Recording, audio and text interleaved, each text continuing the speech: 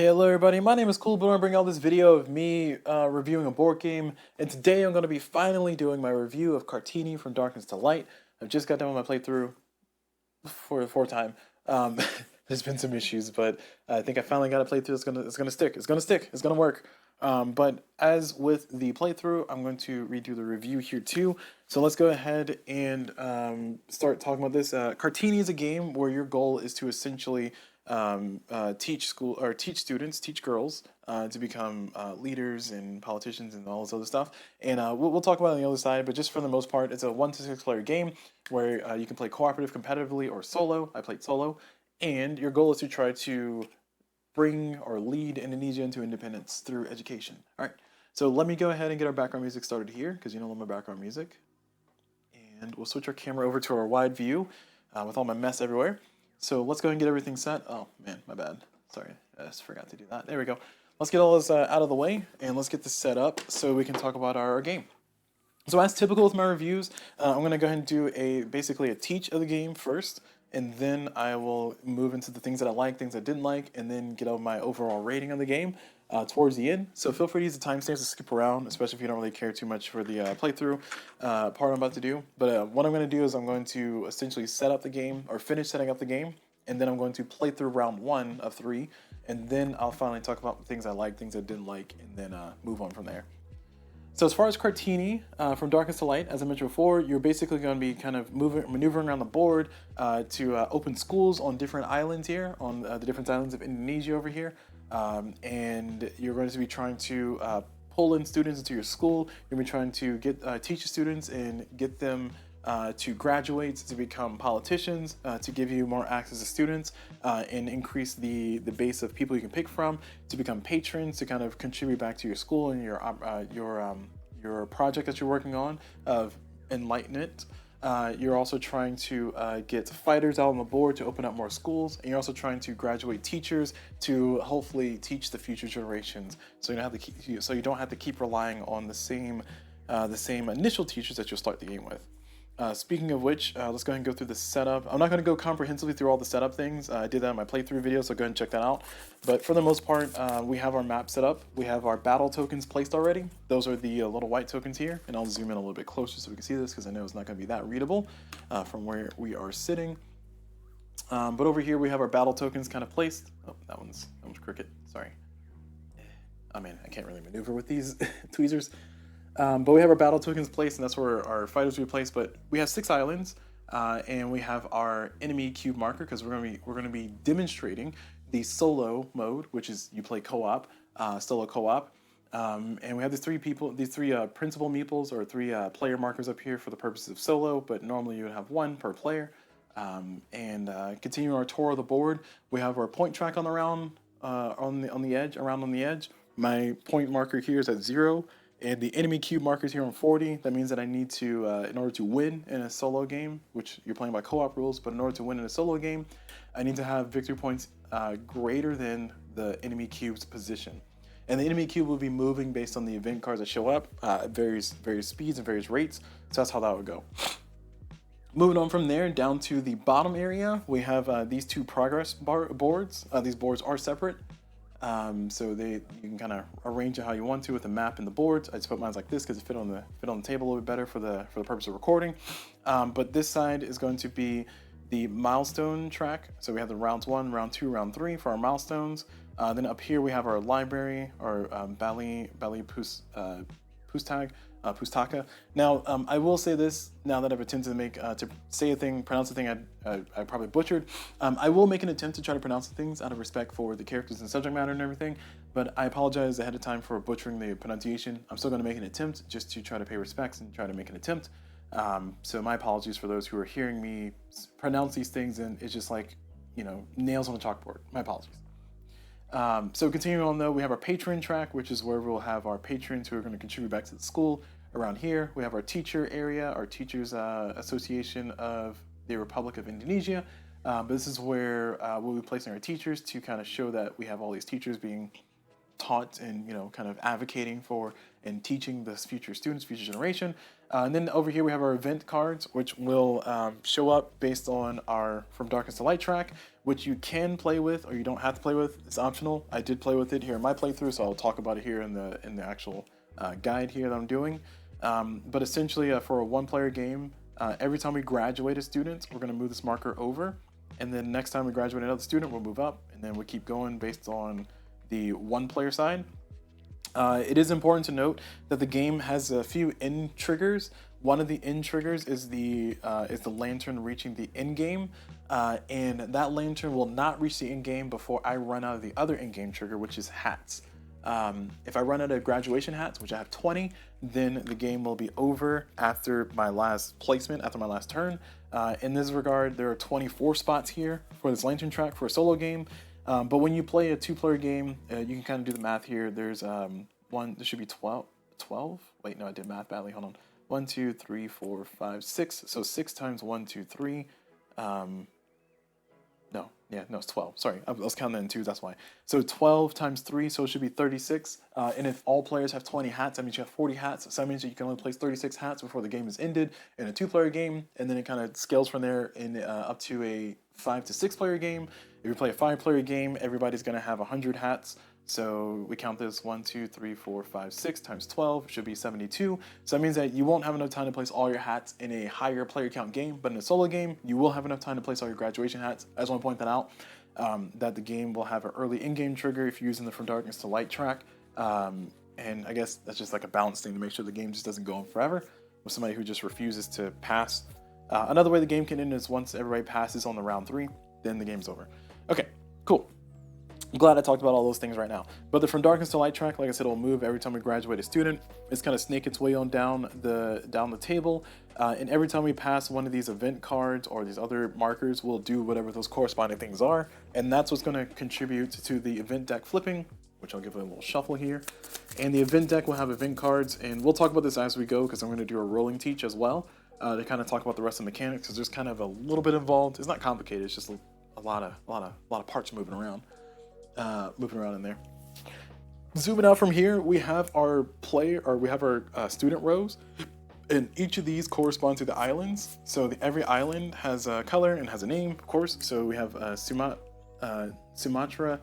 we have Kalimantra, we have Jawa, we have Papua, we have Nusa, and we have Sulawesi.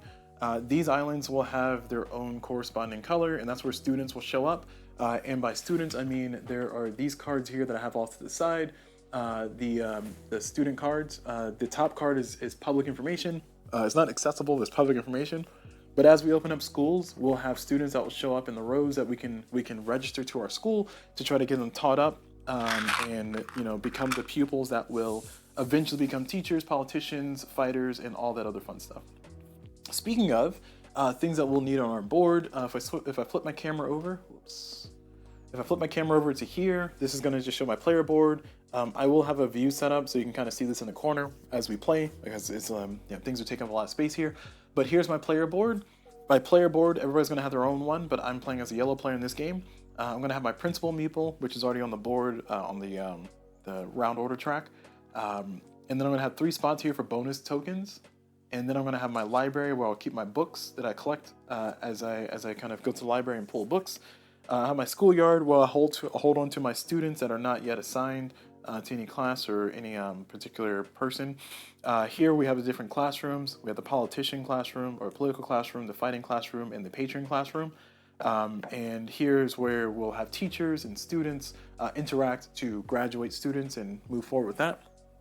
Based on their matching aspirations or based on their matching class of politician, fighter, or patron. And then finally, on the sides, we have our endowment track and we have our reputation track. Reputation track will determine what things we can get as far as our rewards when we graduate somebody. So the higher our reputation, the better offers, the better options we'll have. And as far as the endowment goes, the endowment, we can spend that to hire some of the built-in teachers, the baseline teachers, the starter teachers, if you will. And also this will generate money for us from round 1 to round 2. It'll generate money from round 2 to round 3. And at the end of the game, if you're playing competitively, this will also score you points based on where you are on either of these tracks. In a co-op game, this does not score you any points. Just want to point that out. Okay, so for a solo game, I don't have to worry about this for in-game stuff, but during the game, having endowments, if I have an endowment of 6 at the end of round 1, I'll generate $6. That will go into my coffers so I can spend for the next round. So having this high at the end of the round does give me some benefit, but also I can spend endowment to hire a teacher. You can see here the cost here for this teacher is either $1 or one duits, which is the money in the game, the currency in the game, or 1 endowment. So that's important. Okay, cool. Glad we did a rundown on all that. Now let's go ahead and move back over to our main view, and let's kind of get our camera set up for our primary, where is the source B? Yeah, there we go. Our primary setup. So we'll be sitting here again. This little window down here is just showing you my board. You don't need to see the details that much. You just need to know it's here. So it's just kind of overlapping the board itself. It's best I could do. So you can see everything up here, and also see my player board. Now, as I mentioned before, I'm not going to go through exhaustively how to set up the game. I do, in my playthrough, go through just kind of from like step 1 to step 19 in the rulebook, step by step on how to set things up. So please refer to that if you want to see the full setup rules. But for here, all you need to know is that I will be placing my initial school on the island. The schools are going to determine where we can pull students from. So I'm a yellow player. I get to put my school on a yellow island. We'll zoom in on this area here so we can look at this a little bit closer. The island has 3 segments. Every island has, all 6 islands have 3 segments. So the borders are the things that we're focusing on right now. And the border is where we're going to build a school. So in a 6-player game, every player is allowed to have 1 school on every border. At least that's my interpretation rules. I say that because the rulebook is a little bit weird with how it says a thing. So therefore it makes me think that you can only have 1 school per island total. But I need to check the forum. So I got to put that in the forums to ask a question. Please check the comments. Hopefully somebody will correct it down there. It's a lingering question that I have, open question that I have right now. But the way I've been playing it is that I can only have 1 school per border, but every player is allowed to have a school per border. So in a 6-player game, you can have 6 schools on every border. That's what I'm trying to say. And also, just to clarify, the reason why my confusion exists is because we have 10 schools and there's only 6 islands. So if we can only have 1 school per island, then why do we have 10 schools? Which is very confusing. So that changed my interpretation to believe that you can have 1 school per border. And just to also clarify in the rulebook why my confusion exists, and I went through this in my playthrough, but I'll just kind of recount it here. The rulebook says that you can only have 1 school per region, and when it said region, I mean like it's referring to like the section here. So if I put a school here and I put a school here, I have 2 schools in a region of the same player color, so therefore that's technically not allowed according to what the rulebook said. But again, I have 10 schools, so why do I have 10 schools? I should have 6 schools if that's the case, but you know, maybe they give me extras just because I lose some. I don't know. All right, moving on. Now that we've clarified that and we've established how I'm going to interpret that, and again, check the comments so you can see the corrections there because I'm pretty sure somebody will correct it as this video goes on in its days of existence. I start with the school there. Now, the starter school is going to determine where I can pull students from, as I mentioned before, but it's also going to determine which students show up in rows. So first and foremost, just know that because I have a school here, I got to choose one of these sections to take students from. And when I take the students, I'll just take this side. Actually, no, I'll take this side. And I take all the students that are there, even if they're not of the same color of the island, and I put them on my board onto my schoolyard, which you'll see right over here. Oh, that's the wrong button. So there they go. They're in my schoolyard, and they're just waiting to learn some stuff. So that's what I start there. Now in a solo game only, I will place a second school on a different island, and I get to choose the island. I'll choose the blue island because why not? And we'll take these 2. And yeah, there we go. Now I could have put it here and took the 1, but I'm just gonna go for the 4 students because, you know, it's just a demo.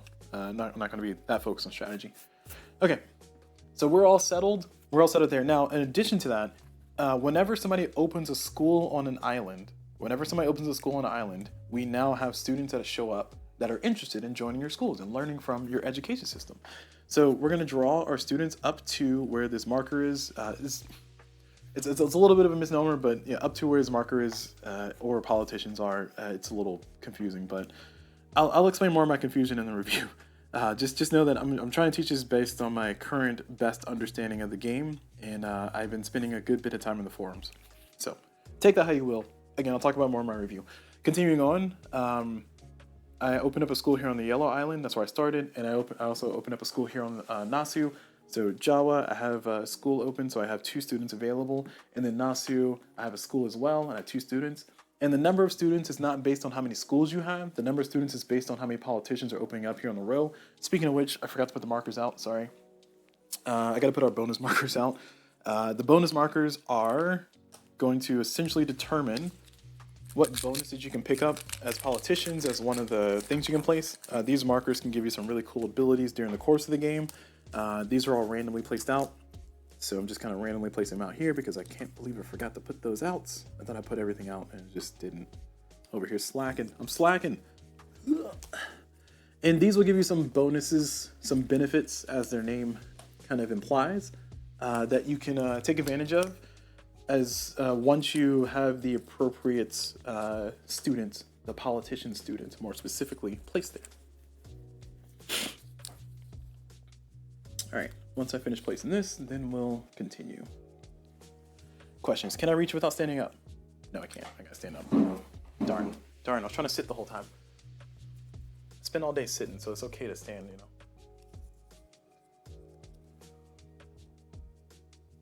All right, there we go. We did it. Okay. Wasn't too disorienting. So I should have 4 left after I do all that. And yeah, now we're all settled. Oh, also another thing. When playing solo, not co-op. If you're playing co-op, this is different. But when playing solo, you do not use the donation markers. That is the thing to keep in mind. Also, we have down here our hero stack, our hero students. These hero students are going to be named persons from the history of this particular era, this particular time period, just throughout the time period of people fighting for the independence of Indonesia. And I'll give a read of the blurb of the game here in a second. But we're going to have 5 of these available for us to also register to our schools. And these students will have powers that are pretty strong. And you can do different things with them. So kind of mix and match and do some cool stuff. One key note is that every player can only have 3 active heroes. If you have more than 3 active heroes, you have to take a hero and put it to the bottom of your graduation pile. That'll make more sense as we play the game. But for right now, just know that exists. So I said I was going to read the blurb. Oh, actually, no, I'm not. I'm going to set our milestones out. When playing solo, like I said, you're playing by the co-op rules. So I'm going to use the co-op milestones, which is a co-op round 1, co-op round 2, and co-op round 3. So I'm going to take one of each of those and put it on the milestone spot. And you can choose what difficulty level you're going to play your co-op game at. You can choose to play kind of more casual, which is essentially you don't have the enemy marker and you don't have to get all the milestones, just the last one, and then see how you did. See if you make it. You can play a little bit more hardcore, where you can have either the enemy marker or the requirement that you must get all 3 of those. Or you can play like I'm going to play, which is I had to get all 3 of these and I have to have a score higher at the end of the game than the enemy marker. And additionally, just know that co-op scoring comes from 3 sources. It comes from your final score on the points you earned during the game, your final score that you'll get, so your additional points that you get from finishing the milestones, which will be 30 points, because this is 5, 10, 15, and you get those points at the end of the game for achieving those milestones. And you also get points from your bonus tokens, and that's it. So there's not as many sources of points in a co-op game, so you have to be very, very, very like meticulous about getting the things you need so you can make sure you win. In a competitive game, there's a lot more sources of points, and it's about who wins the most points. So have at it. haven't played competitively, haven't played more than solo. So I played solo 7 times, but I haven't played more than solo. Additionally, I didn't talk about this. Like I said, I'm not going to go through full setup things exhaustively, but I'm going to have one of each of these starter teachers, these hired teachers, because you only have 1 per player. That's why I have 1 of each here. I don't have a whole stack of them, so just want to call that out here. And last, so we can finally move on to our actual demo, I'm going to shuffle to figure out what my starting resources are. These are Kartini's letters, and these cards will have my starting resource options. They'll have a extra victory point condition at the bottom, and then some text from Kartini herself. So, oh, actually, before I do that, let me read the background of this game. Right, that's what I said I was going to do. I keep forgetting to do it. So reading from the book here for the historical introduction. In Kartini, From Darkness to Light, players manage schools where girls from different islands of Indonesia come to be students. As they graduate, the students become politicians, fighters, patrons, or teachers, further advancing education for women and supporting the push for the nation's eventual independence from Dutch colonialism. Players gain points by strategically managing their do-it money, reputation, endowment, and books to help as many pupils as possible to graduate from their school. After 3 rounds, a player with the highest victory point wins the game. In a cooperative version of the game, players win the game by fulfilling each round's milestone and being ahead of the enemy cube on the victory track. Kartini From Darkness to Light celebrates the triumphs of the girls' education. The game takes place in colonial Indonesia from late 1800s to early 1900s, a pivotal moment in history which witnessed accelerated political awakening and growing desire for the independence from Dutch colonialism. There's also more stuff. I'm not going to read the rest of it, but a lot of cool stuff, a lot of cool history. That's where we are. Just kind of set the world here. So now that that's said, I'm going to go ahead and grab 2 of these cards to figure out what my starting resources are, and we'll look at these together. So we have these 2 cards, and like I said, my starting resources on the side, my options, I choose one. There's some text here. I'm not going to read it. I'll let you read it for yourselves. And then over here, we have our victory points if you're playing competitively. I ignore all that. Well, I ignore that. I can read that if I want to, but I'm not going to. So over here, my resources, books are a thing that we're going to need to gather during the game to be able to graduate our students, because our students, here's an example. This student here, her name is Trinessa. Nope, that's not right. Tresna. So Tresna, that's how I think you pronounce that. She has an aspiration to become a politician, and she needs 2 politician books to graduate, and she's a blue student. So therefore, if I pull her into my school, I need to have a blue pupil, and then I also need 2 blue books. So what I'm trying to say is that books are a thing that's going to be definitely needed for me to actually graduate the students throughout the course of the game. And whether she becomes a teacher, which she flips over to the other side, I get points, and she will be able to teach other people in the future. There's her older portrait. Or she becomes just a politician. She becomes older as well, but she stays on this side and goes to a discard pile.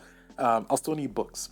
So books cost $2 to get. So the reason I'm pointing that out is because for the purposes of playing solo, trying to min-max everything, this is technically $10 worth of stuff, and this is $9 worth of stuff.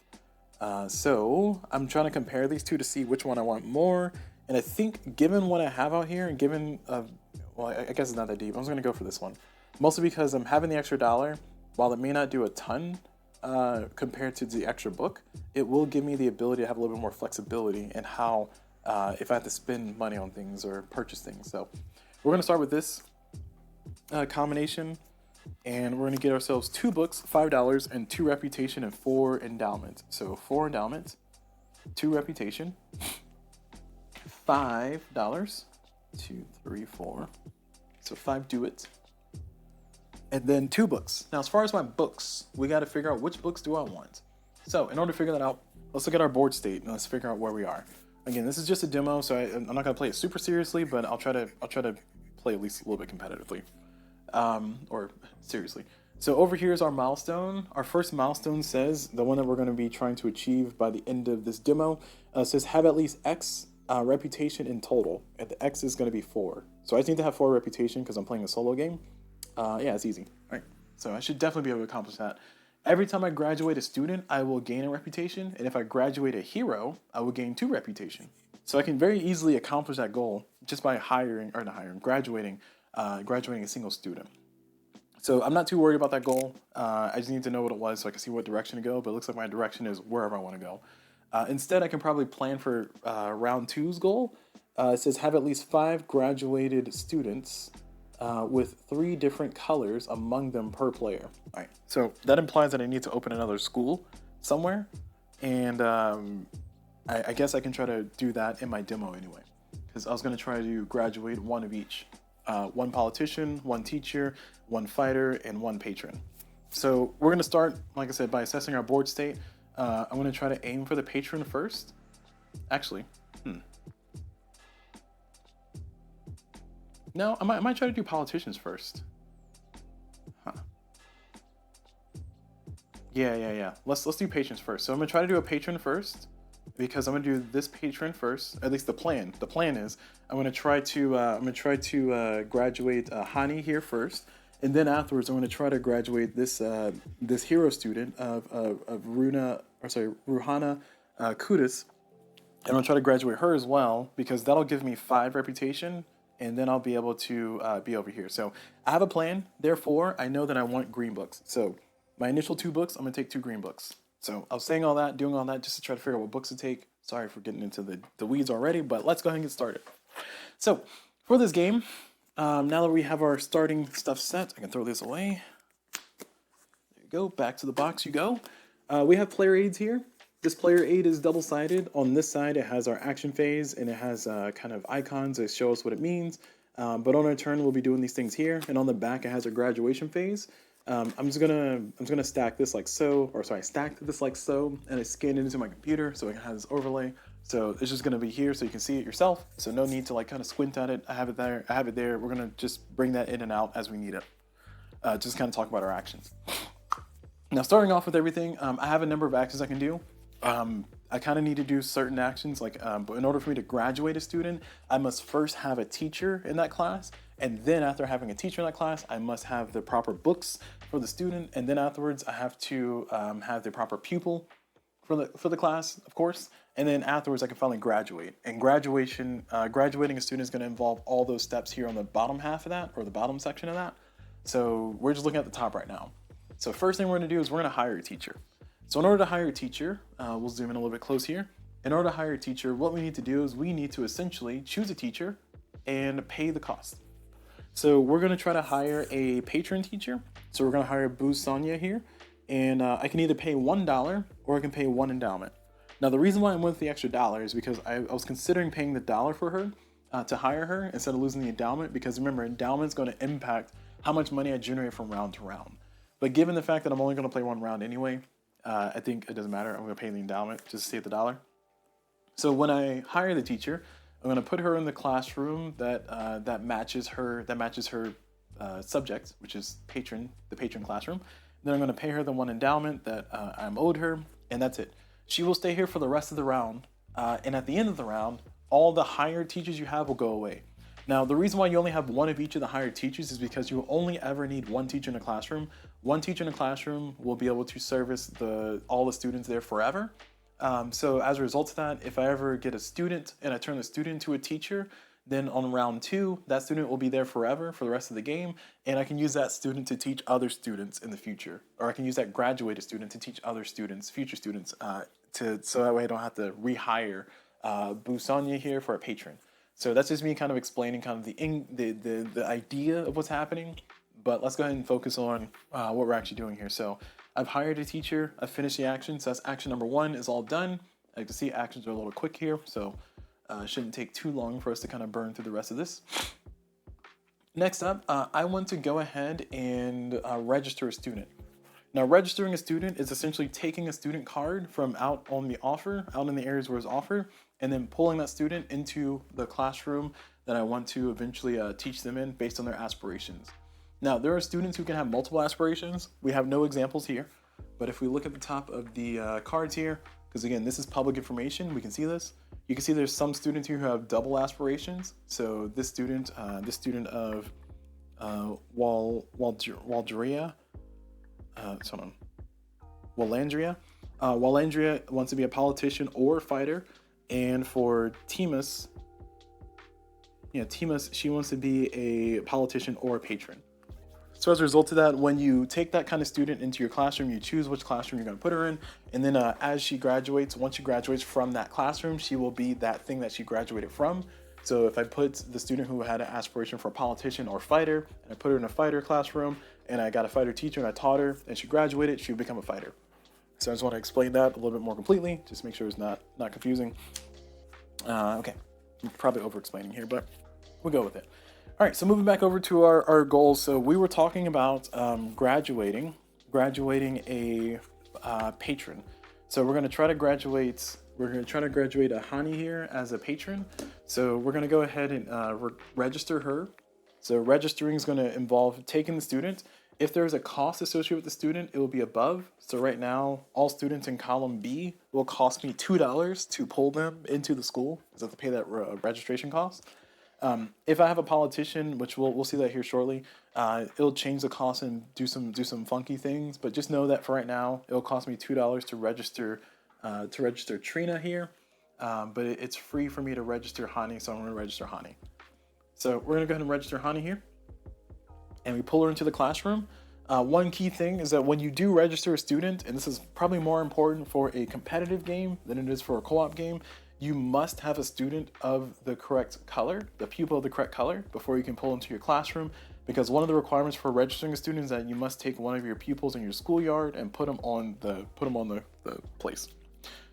Additionally, you can take your books and just go and throw them there if you want to. You don't have to, but that's just the cost that she's going to have eventually, so I might as well just put it there.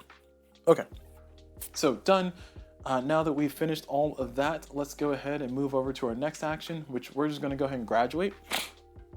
So we're going to go through our first graduation. So we're going to graduate a student. Now, over here on the sheet, notice it says graduate students with an S. In the rule book, it says graduate student with a single, as in singletons. So I'm assuming that you can only do one student at a time because the rule book said student, but the player rate says students with an S. So it's a little bit confusing.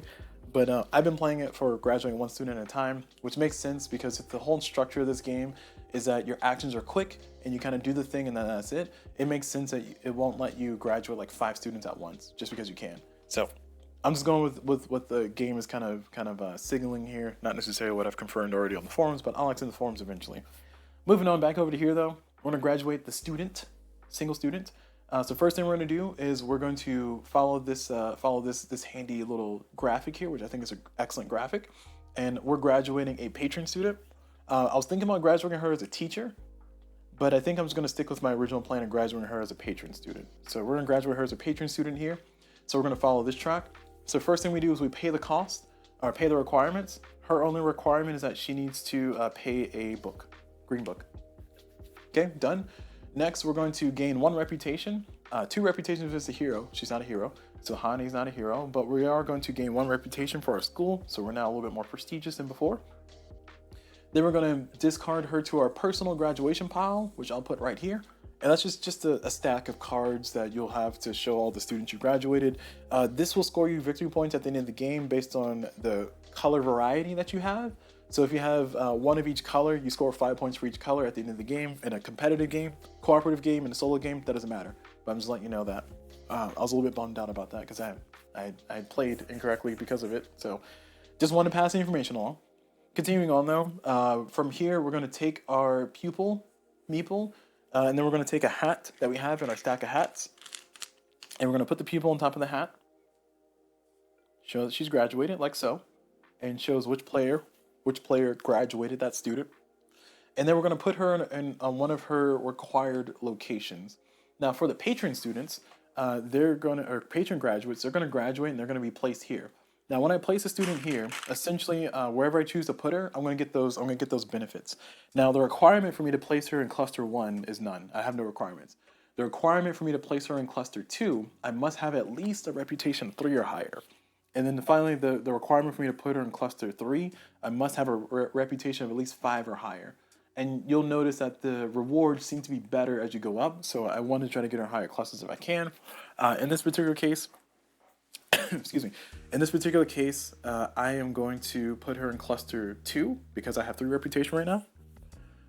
So I'm going to put her in cluster 2, and let's see. We want a hero, so we want to try to get this hero graduated. So as a result of that, we would like a book, and some extra money would be nice, but an extra book would be nice. So the question is, do I want 2 endowment in a book, or do I want 2 endowment and $3? I think 2 endowment and $3 is worth more overall. Yeah, let's do that. So we're gonna get 2 endowment and $3. So 1, 2 endowment. We're gonna get $3. 3 do it. And then we're gonna gain the 1 victory point. So we got our first victory point for the game. Woo! So we get to go up on that track. Look at us go. Boom. I know, I'm impressed. I'm impressed too. Oh, sorry, impressive. I'm impressed too. All right, so we established that. We've graduated our student. We've got our awards based on the Patreon bonus chosen. Now we're going to move all the way down to the bottom here, and we're going to do our event bonus tokens and hero modifiers. We have no events currently. We have no bonus tokens on our board because we haven't gathered any yet. And we have no hero modifiers because we have not graduated any heroes, so therefore we're done. And then finally, we're going to move the From Darkness to Light track. If you're playing with it, this is optional, again, as I mentioned before, but we're going to move that over, and we get our first event. This is going to flip over an event, and I'll zoom in pretty close here so we can take a look at this together. So this is our From Darkness to Light track. So this is our event card, and a few key things. If you're playing co-op, whether solo or co-op, you're going to move the black cube. If you're playing with the enemy cube, that many spaces. So I'm going to move the enemy cube from 40 to 45. That means that it becomes harder for me to try to win the game. My score requirement is higher now. And then here is going to be an effect every time I graduate a politician in the future. That's a politician symbol. It's a little hard to see there, but it's a politician symbol. I'll gain $1. And then finally, we have this effect down here. This is going to impact the board in some way or change the rules a little bit based on what shows up here. So what's showing up here is that we're going to take one student from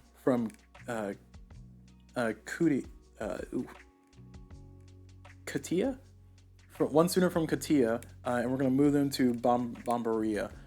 I'm assuming I'm pronouncing that right. I don't know. I'm making an attempt. And then we're also going to take one student from Minahasa, and we're going to send her to Burrito. I'm pretty sure I pronounced that wrong. So bringing ourselves up here, we have Katia, which I think is here. Yep, Katia. And we're going to go to Bombari. She's right there. And then we're going to move a student from Minahas, which I think is this. Oh, sorry. Very violent. My bad. I apologize. It'll never happen again. And we're going to go to here. Nope. Here? Yeah. Yeah, there it is. Burrito. Barito. And that's it. So that's going to happen once, and that's going to be done. Now we're done with our event, and we continue with our playthrough. So we're done with our graduation.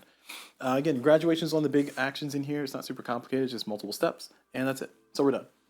So now we're done with that. We are going to go ahead and move to our next turn, which is to register a hero. So registering a hero is the same as registering a student. One of the cool things about it, though, is that I do not have to have a pupil of matching color, because you'll notice that the heroes do not have a specific color. Instead, I can take a pupil of any color and then put them on the hero. So I'll do that here, like so. All right, so we're going to graduate this student. This is going to be another patron. The reason why I'm doing this is because this will let me get my reputation to 5, and then I can just kind of do whatever I want afterwards. So I just want to accomplish that goal early, make sure that milestone's taken care of. But we need books, so we're going to need to grab the books for her. Oh, also in addition to that, sorry. When you take a hero, make sure to refill the row so you can kind of see what's coming up next. That might change your choice, might change your mind. All right, going back over here. Oh, another thing I forgot to mention. Sorry, going back down here to heroes. There are some heroes who can become teachers, but generally speaking, heroes don't become teachers.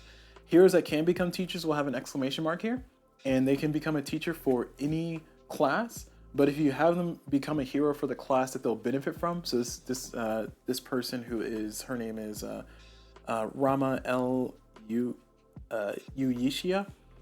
For her, if she's a fighter teacher, as in if she ends up being taught, graduating from a fighting class, she becomes a fighting teacher, a fighter teacher, and as a result, she will be able to reduce the cost of teaching fighting students by 1 red book. Now, it has to be at least 1 red book total. So if a student has 2 red book cost, or in this case, if she's a teacher in the classroom and this is a student in that classroom, then this student will cost just 1 red book and 1 book of any other color, instead of 2 red books and 1 book of any color because of her ability. But that's a very valuable thing. I think there's about 4 hero teachers in the entire deck of like 19 heroes total. So it is nice when you see one of those hero teachers show up. So just keep that in mind. So with that said, though, I just want to point that out. That's why you might want to let this kind of filter over, because maybe you'll see something good that'll show up for you. But heroes are generally way more expensive. You see here, this student, Lena. Lena is 2 books, and these heroes, this hero here, her name is Cuts Nike Dying,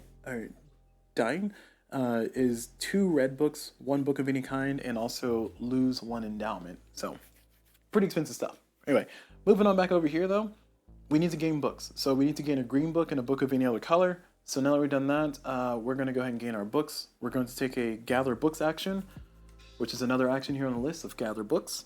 And when you gather books, it costs $2 per book. You can gain 1 to 3 books, your choice. So I'm going to gain myself 2 books. So I'm spending $4 total.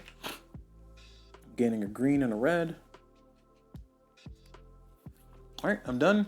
And now I'm going to go ahead and graduate our esteemed hero here. So we now have all the things that we need, and we're going to graduate her. So we're following all the steps. Sorry, let me bring it back up. We're following all the steps. First thing we do is we pay the books.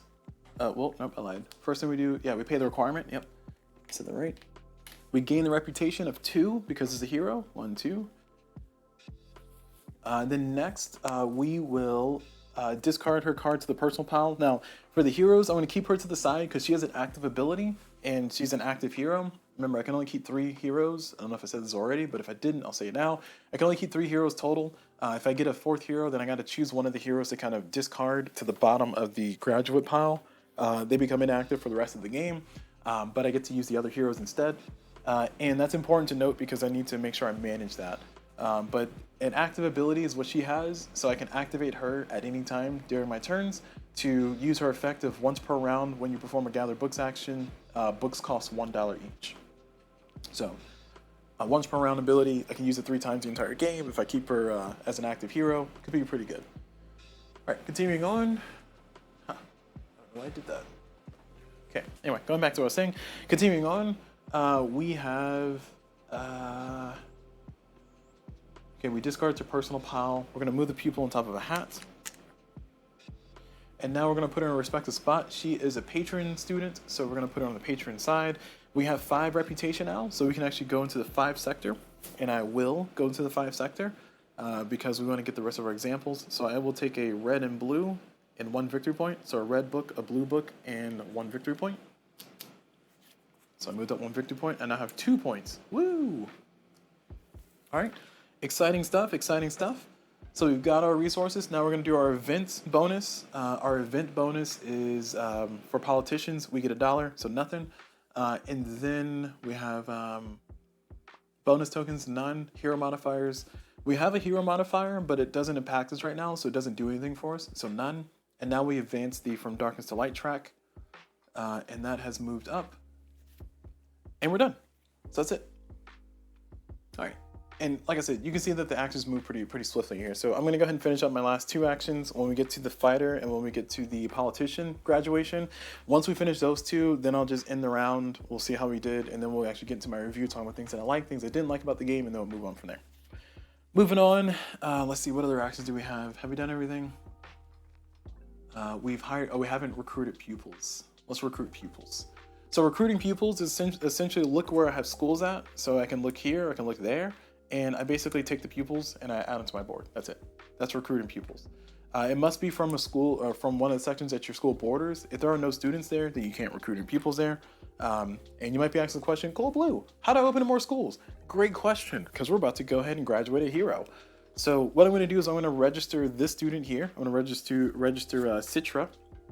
Citra is a fighter student, so I put her here. She's also a yellow student, so I put a yellow pupil on her. And then she also wants a red book. I'll put it there. She does not have a teacher in her classroom, so I need to hire a teacher. So I will hire... no, that's expensive. I will hire Boo Karina. So I'll spend 1 endowment to do this. And Boo Karina now joins.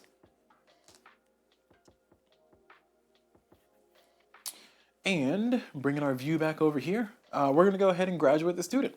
We got everything we need. We got a teacher, we got the books, we got the student. We're going to go ahead and graduate. And this is a fighter. So I'll bring the list back up and we'll follow it accordingly. We're going to pay the requirements of 1 red book. We're going to go ahead and gain the 1 reputation, non-hero. We're going to discard to the graduation pile we just did. We're going to put the hero on a hat, or put the student on the hat. And then we're going to put her in a respective spot for her. And then she's going to gain a battle token and then build another school. So we are, like I said, going to look at all those things here together. So switching our camera over. Looking at our board up here, we have our board area, and what I do to place her is that I look at all the battle tokens on the board, and I look for my reputation value or lower. My reputation value is currently 6. Now I can open a school on this spot up here. That's a 6. Actually, yeah, let's do that. Why not? Oh, because it's far away. Fine, let's do it. So we'll go ahead and take that marker of 6, that battle token of 6, and when you take a battle token, you get to reveal it, and you get the resources that are printed. So I get $3 and 2 victory points. So I'll gain my 2 victory points here. 1, 2, and then I gain my $3. 1, 2, 3. And then I take this marker and I can throw it out of the game. I'm just gonna put it to the side so I can kind of account for what I have. And then afterwards, I will open a school on the island. I can choose to put the school here on this border or that border. I'll put it on that border. And I will take this student here, and they will go into my school. Now, the rules for when you place a school is that you must take students. I want to clarify, there was a question in the forums. I don't think it was clarified yet or confirmed or denied yet by the designers or somebody who's responsible for the rules of the game. But they answered one question, but they didn't answer the other part of the question. But essentially, the thematic tie, the way I'm playing is from a thematic perspective. And that's when you place your school. If you have an option like this, I'm placing a school here, for instance, as an example. Then I must take students from here because the girls are eager to join the school. So they're going to go to the school and they're going to go into my schoolyard. I'm saying that because from a gaming perspective, it might be beneficial to put a school here because you want the fighter token and then claim 0 over there. As who you're pulling to your school, but I feel like for the theme purposes, I want to play that as you must take the students if there are students there. Okay, I'm glad I established that. So that's how I'm playing it. I don't know what the official call is, but I feel like that makes sense from the thematic perspective, so that's how I'm playing it. All right, so a fighter has been placed. We got ourselves a school. We got ourselves some new students, or new student, I should say. Let's see, let's continue. What else do we need to do? Next, we opened a school on another island, so therefore we're gonna have this available. So we can now pull students from here. So we now need to bring an offering because anytime a new school is built, no matter who builds it, we're gonna have an offering of students show up. And then the only people who can actually pull students or register students from that area are people who have a school in that area on that island. In a multiplayer game, there's ways that you can kind of get around that. Go check out the rules because they'll tell you there. But for a solo game, I'm the only player, so I gotta rely on myself. So I don't know what friends are. I'm joking. I am joking. All right. So that's a fighter. Continuing on, because we got a few things left to do. Event bonuses are nothing. Token bonuses, nothing. Hero bonuses don't affect us. And now we're going to advance one step from darkness to light track. And that's it. So now we move on to our next action. And probably our last action here. Our last set of actions, I should say. We're going to go ahead and... I guess we're going to hire... Can I get around this? I can't. I guess we're going to hire Fiercia. It's Fiercia. Fiercia.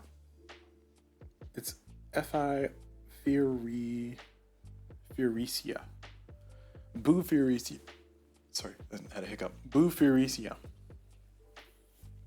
So we're going to hire her. We're going to spend 1 endowment. She's going to be a politician side. So we now have a teacher. That was our hire action. We're going to take another action of we're going to register a student. And we're just going to do a hero just because we can. So we're going to register this hero student of Opa Dang Risugia. And switch our board over. So we're going to put this student on there. Actually, no, we're not. We're going to put the blue student on there. And she wants 2 books of blue and 1 book of any other kind. So I'm going to go ahead and activate our ability here from Kuhana. Or Kuhana. And I get to pull books for $1 off, essentially. So I will spend $3 total to gain 3 books by discount. And I will get myself a blue book. And I will gain I guess I'm gaining a red book. And a green book? Sure, I'll get 1 of each. All right, there we go. I use my hero power, feels pretty good. And now we're gonna go ahead and graduate our esteemed Opu. So we're gonna graduate her, and we're gonna follow the same steps that we did before. This will be a politician though. So we're gonna pay the requirements. So she needs 2 blue books and a book of any other color. I guess we'll throw the green out there. Actually, no, we'll throw the green out there. And then next, we're going to gain 2 reputation because she's a hero. And then we're going to discard her to a graduation pile. Again, she's a hero, so I'm going to keep her off to the side, right there. Just kind of show that I remind myself I have the ability. She's one of my active heroes. I can only have 3 active heroes, and I have currently 2 active heroes, so that's fine. If I ever get a 4th hero, if I happen to get a 4th hero in this round, I'll probably just end up discarding Ruhana, just to make sure that I have kind of space for things since she's already tapped out technically. She'll come back next round. She'll like refresh at the end of the round, but depends on what I want to do, what my plans are.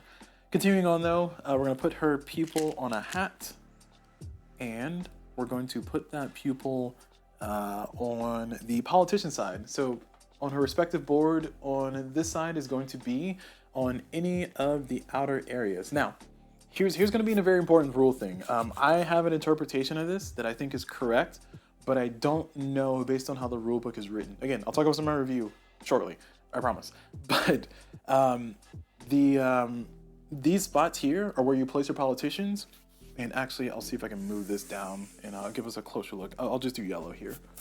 But we'll move that down. And my hair making a debut again.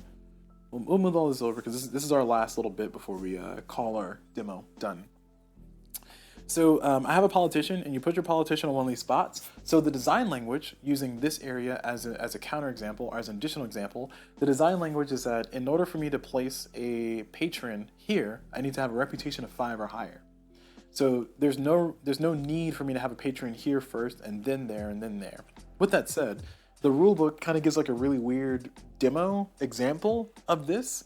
So this -2 marker here means that it costs you 2 to recruit a student or register a student from this area. But when you get a politician, you can place them in a spot like so. You gain the marker that's there. It's the bonus token. This is our bonus token that I kept talking about. You also gain 1 victory point for that. And then the rulebook shows this moving over and covering that spot. And then we also get another student because this politician is advocating for more students from this area. And in a competitive game, what this means is that if any other player wants to register the student to their school, they have to pay the person who owns the politician or person who taught the politician, in this case a yellow player, they have to pay the yellow player $1. And the yellow player can do it for free. So I can gain the student for free. In a cooperative game, there is no cost. Anybody's politician who's here opens it up for everybody. And what this means effectively is that you have 1, 2, 3 open spots, essentially, in solo. Now, the reason why I'm pointing this part out is because this marker moves here to kind of show like progression, which is cool. But there's a weird thing because, again, the design language here is similar. The rulebook specifies that you must place your politician in an open spot. So any open spot. So therefore, the question is, am I allowed to skip spaces? Because if I do, I got 5 reputation. Then I get more victory points, which seems like, oh my gosh, that's a problem, right? Well, but that's not really a problem because you can do that over here too. So I'm explaining all this in very, very exhaustive detail because, like, again, I'm going to type this up in a forum post eventually.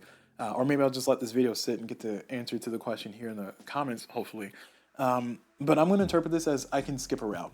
So I'm explaining that because I'm going to skip around. Now, the reason why that's weird is because then this marker is supposed to move there, which means that if somebody gets this one later, does it mean it moves here? And then does it mean it moves there eventually? So what's the point of the marker moving is the real question. Is it just moving to show that you don't get those points anymore? And also to clarify, once you kind of place everything on the board, you do end up with 2 left over. So are the 2 left over supposed to cover the other spot? I don't know. I don't know. I have no earthly idea. It makes sense you only score this once. That's pretty straightforward. It even has like a little exclamation mark there to show it happens immediately. So sure. I'm just not sure about this whole do it marker moving. And the other thing too is this is in the rulebook. It's pretty explained pretty clearly though. If all these spots were filled and somebody was to get a fourth politician, then every politician you hire at that point, every politician you gain extra at that point, will no longer gain you bonus students. I mean, you get 1 more student extra, so 6 students instead of 5. But if I get another politician after that, then they just go here, you just get 2 points, and that's it. No other bonuses. So this is kind of like a flat bonus thing. So, all right, cool. Now that I've explained all those things, I'm going to go ahead and move this marker. I'm going to put this here. This is going to go to my player board, so I get to put it in one of my bonus spots up here. I'll put it there. feels good. And then we'll go back over here. And I didn't gain my 3 points. I gained 3 victory points. So 1, 2, 3. And I open up another spot for a student. Yay. So now I have 1, 2, 3 students available. So I have more options available for me to kind of register. And this student is free, and I've made this student free for me to register. Also, I'll point this out. The rulebook talks about this, and this is going to start blending into like my pros and cons about the game. So there's a reason why I'm spending all this time explaining it, but I'll explain it later too. So my apologies for explaining it twice, especially if you're watching the entire video all the way through. The rulebook shows an example that the one of the designers of the game have already come out and said that image is wrong. But the rulebook shows an example where it has politicians from different players taking up spots. I think it's like, this is kind of the example. I don't have another player marker here, so I'm just going to use my color here for both. And it shows like, there's students available in these spots here. And the thing I'm trying to point out is that it shows that this -2 marker is still here. And it shows an example of, this student's free, this student is lose $2, this student is paying $1 to the blue player, or to the whatever player, the students pay $1 to the other player. And if you're this player, then $0 for you, stuff like that. And that example's wrong. And I think it's on page 8. So I just want to call that out specifically because, again, it's going to come out in my pros and cons, of course. But I just want to call that out because it was very confusing. And it's the reason why I had to record this video a few different times. So I will complain. And I'm complaining about it. All right. Going back into our demo, though, to not confuse it too much, going into our actual gameplay side of things, what I've done is I've hired a politician. So I've completed that action successfully. And I'm now done with my politician action. So now I'm going to finish up the rest of my graduate action. So let's bring that back on screen. Oops, up here. And I got my bonus points from the student row. And now I get to do the event bonus. The event bonus is I get $1 whenever I graduate a politician. So I did, so I get $1. Hey. And then we bonus token modifiers. Note that these bonus token modifiers check after your politician goes. So that means that if you get yourself a marker, like if I gathered this marker here, I would have gotten $1 based on the politician I just got, which would have been pretty cool. I don't know why I didn't do that, but I decided to do this to skip around or something. So I don't get any bonuses. This is only for when I graduate a teacher. I get 1 extra reputation, which is going to be a waste, because when you're at max reputation and you gain 1 more reputation, nothing happens, which is kind of sad. But I wish you got like endowment or something, or I don't know. That'd be cool. But that's not in the rules. That's not how it plays. So nothing for my bonus tokens. Hero modifiers. I do get a modifier here. She does count herself. Gain +1 victory point from the student row. So row reward. So she gets 1 extra point. Oop. So thank you for the extra points. And now we advance. Oh, sorry, that was loud. And now we advance the From Darkness to Light track. So advancing the From Darkness to Light track, we're going to go down. And this one is going to have us rotate all of the 2 markers. So what we're going to do is we are going to look up here of all the battle markers on the table. And anyone that's a 2, we're going to take and remove from the game. We're going to throw out of the game. So those 3 are removed from the game. And then we're going to take the remaining markers that did not get placed down earlier. We're going to give those a good shuffle, or as best as we can. And we're going to place those face down in the spot. If we place another 2 down, that's fine. We just leave it. But that is pretty much it. So that's the end of that particular phase. And that happened because of the event track, just to clarify, not because of the politician. Okay, all right. So that's it. We explained all those things. I got plenty of money. I can keep going, so I think I will. Just for another round or 2, and then we'll finally get into our review. So on my next turn, I'm just going to take advantage of the fact that I have the student over here. I'm going to register the student. Oh, nope, I'm not. I need a purple. All right, I lied. I'm going to register this student who has an aspiration of being a politician or fighter.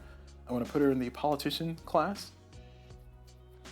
And we put our purple meeple there. We put our book there. We need 1 more book. So we're going to go ahead and gather a book here as our next action. Spend $2. Gain a book. We're going to gain ourselves a blue book. Politician book. We're going to give it to the student. And now we're going to go ahead and graduate our student. So switching back down here, we're going to graduate her. So we put her over here. We pay the cost. And then we put her, we gain a reputation, but we can't. We put her pupil on top of a hat. She's going to be, oh, actually I lied. I'm going to make her a teacher. So yeah, I didn't do a teacher yet. So I made that very confusing. Let me undo every single thing I just said out loud. And let's follow the track. So we're going to graduate a teacher. I'm glad I did another demo because I forgot about graduating a teacher. we're going to graduate her as a teacher. So what we're going to do is we are going to pay the requirements. Then we're going to gain a reputation. We can't, we're maxed out.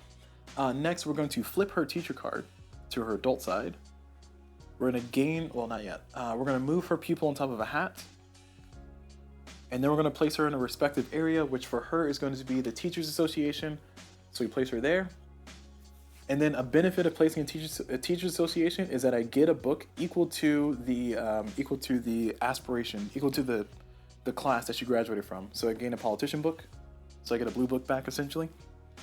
And that's the bonus there. And then I also gain points for the teacher based on her card. So I get 2 points. So I get 2 victory points on the track. So 1, 2. And afterwards we do the rest of the stuff. So let's see. We check our events. Our event token, we get nothing for the event card. But we do get a bonus on our board because we gain this one. So we get 1 reputation. Never mind. We get nothing for that. We get 1 reputation for that. And then we get the hero modifiers of nothing. And now we advance them from darkness to light. Now, before I do continue that, let me go ahead and just kind of double back for a second on the politician. For the politician, I can only place politicians where I have schools. I just need to clarify that because that's very important. It's a very important limitation.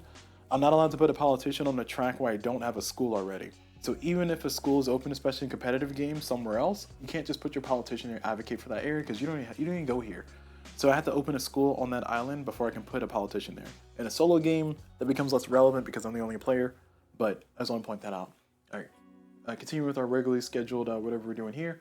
We need to move it from darkness to light track. We move it up on the event marker, and we'll zoom in on that.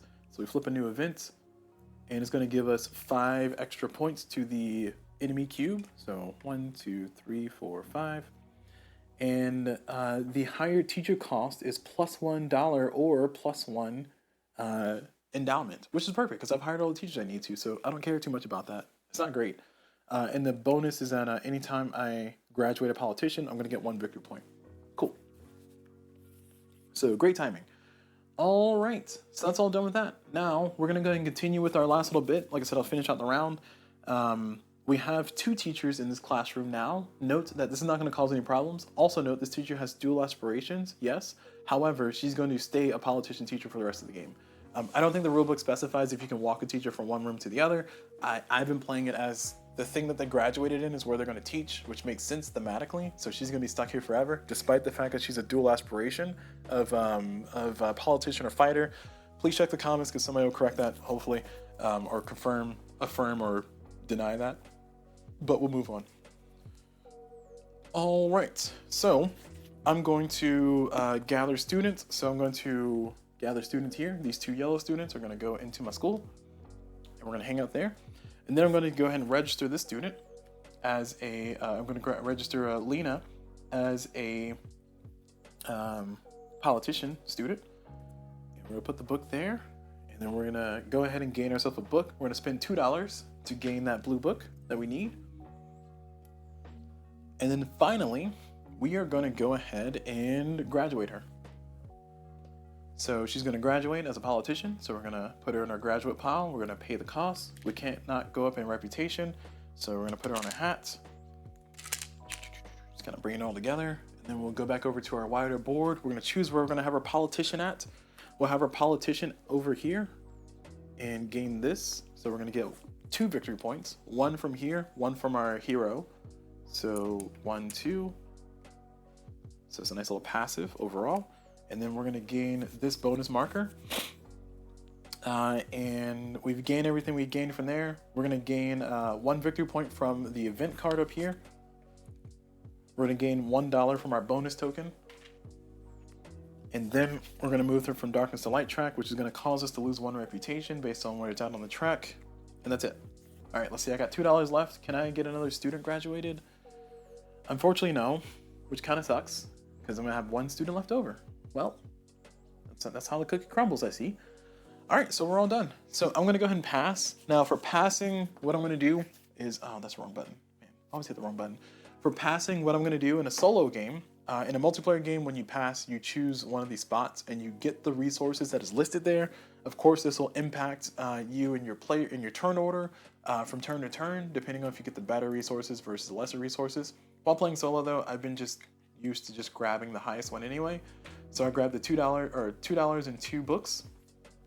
So I'll grab me $2, and I'll grab 2 books, which I think I'll take a blue book. Yeah, 2 blue books, because I have a teacher who's going to stay there. And then in a solo game, we're going to take a second player marker, and we're going to put it in the next highest available marker or box. So if I had taken 5 instead, for instance, then this will go in 6. So that's why I just took 6. So this means that for the end of round 1 to round 2, I gain the resources I got there, and then for the end of round 2 to round 3, I will use this marker to gain whatever that is for my last round. So that is how that works for solo. For multiplayer, that doesn't happen. Whoever takes the thing first gets the thing, and then you kind of put yourself back in order, and that's your player order for the next round. So pay attention to that for multiplayer, whether competitive or cooperative, but that's how that goes. All right. So I've gained my resources for passing. That was a pass action.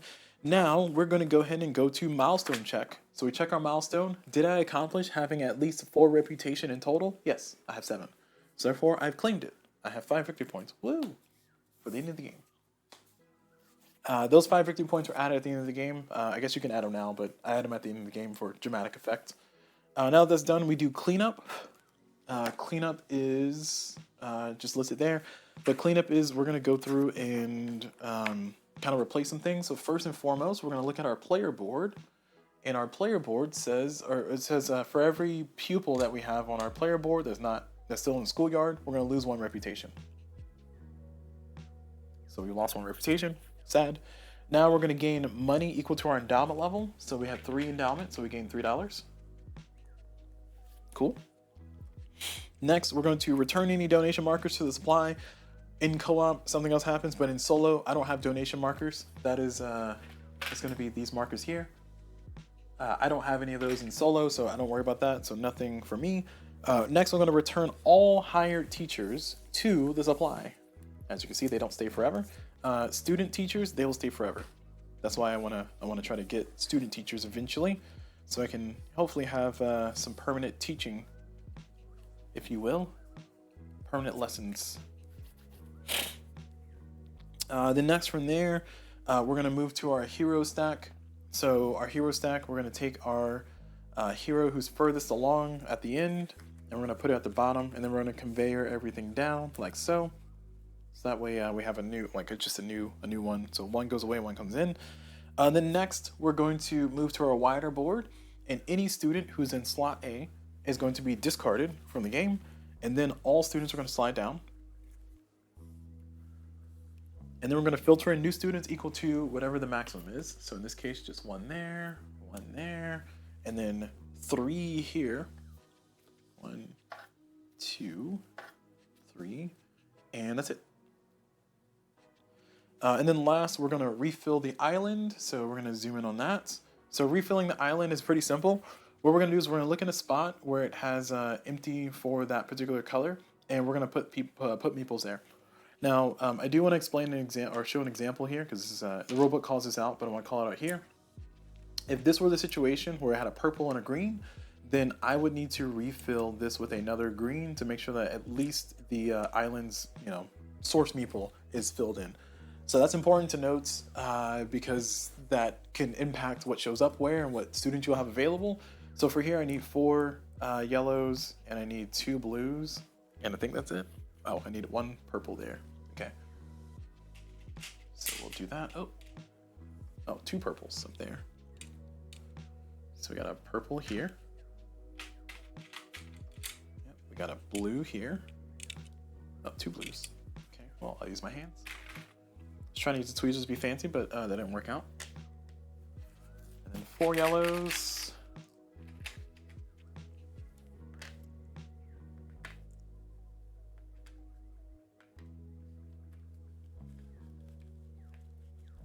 And I think that's it. Oh, no, 1 more purple.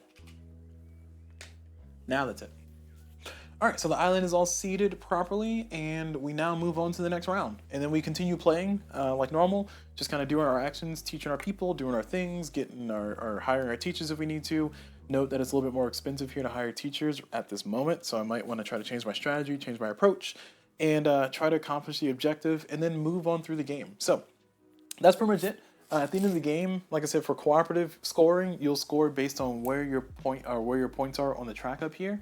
You'll score based on bonus tokens that you have, active bonus tokens that you have, and you'll also score based on. There's one more. Oh, you also lose points for any students you have left over. So you'll lose points for students you have left over. You'll gain points from what's on the board. You'll gain points for your milestone that you have accomplished, and you'll gain points from your bonus tokens. Those are your three sources of points. And you must have more points than the enemy marker by the end of the game. And that is how that works. All right. So now we finally made it through all of that. It only took us what? An hour? Hour 10? That's fine. Let's go ahead and talk about our review. So if you skip to this just this section, I'll try to keep everything explained properly so you have context for what I'm talking about. But I did talk in detail about a few things that I was going to talk about. So let's go ahead and jump into the things that I like about this game. I do like the kind of the flow of this game.